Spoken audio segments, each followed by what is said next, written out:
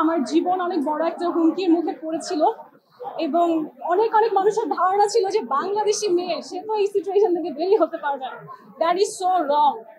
No matter who you are, অনেক অনেক শক্তিশালী দেশ, অনেক শক্তিশালী ব্যাকগ্রাউন্ড থাকার প্রয়োজন হয় না। আপনি যদি আপনার সততা, আপনার সত্যের সাথে, সাহসের সাথে সামনে আসেন, কথা বলেন, the universe has a system. হ্যাঁ, সৃষ্টিকর্তা আপনাকে সেই শক্তি দেবে যে কোনো শক্তিশালী মানুষের এগেইনস্টে নিজের অবস্থান পরিষ্কার করে। কিছু কিছু মানুষ পপুলারিটি, ফেম তার কোনো একটা কাজের জন্য পায়। আমি অনেক বছর ধরে কাজ করছি, কিন্তু সত্য কথা বলবো, আমার কাজের মাধ্যমে যে পপুলারিটি আমি এক্সপেক্ট করেছিলাম সেটা কিন্তু আসেনি। এসেছে আমার জীবনে একটা দুর্ঘটনা, একটা বাজে সময় থেকে। এবং আপনাদের কাছে আমি কৃতজ্ঞ, কারণ আপনারা সেই সময়ে আমাকে নিয়ে এত বেশি আওয়াজ তুলেছেন, পজিটিভ হোক নেগেটিভ হোক, যে অ্যাটলিস্ট আমার সিচুয়েশনটা পৃথিবীর মানুষ জেনেছে এবং আমি সেটা ওভারকাম করতে পেরেছি। আপনারা আমার কাছে হিরো। আজকে প্লিজ আমাকে কিছু বলতে সুযোগ দিন।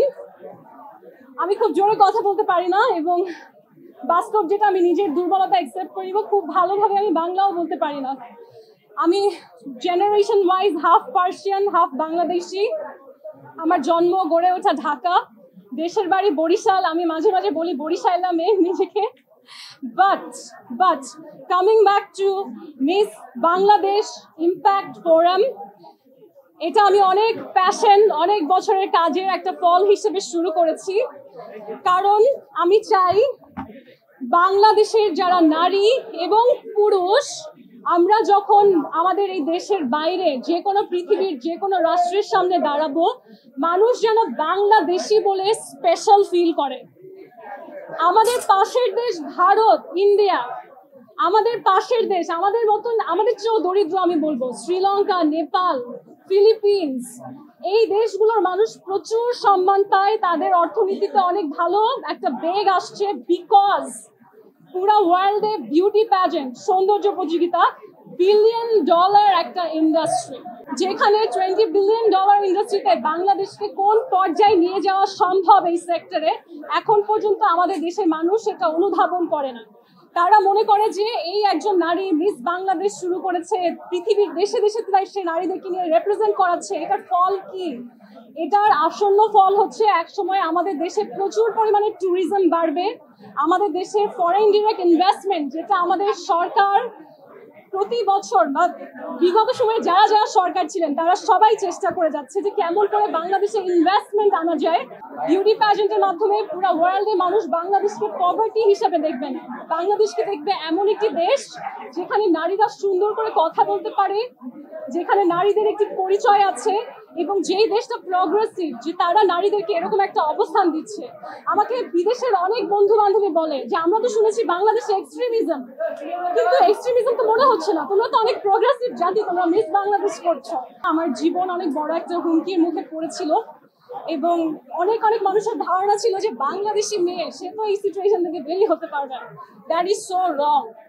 No matter who you are, অনেক অনেক শক্তিশালী দেশ, অনেক শক্তিশালী ব্যাকগ্রাউন্ড থাকার প্রয়োজন হয় না। আপনি যদি আপনার সততা, আপনার সত্যের সাথে, সাহসের সাথে সামনে আসেন, কথা বলেন, the universe has a system. হ্যাঁ, সৃষ্টিকর্তা আপনাকে সেই শক্তি দেবে যে কোনো শক্তিশালী মানুষের এগেইনস্টে নিজের অবস্থান পরিষ্কার করে।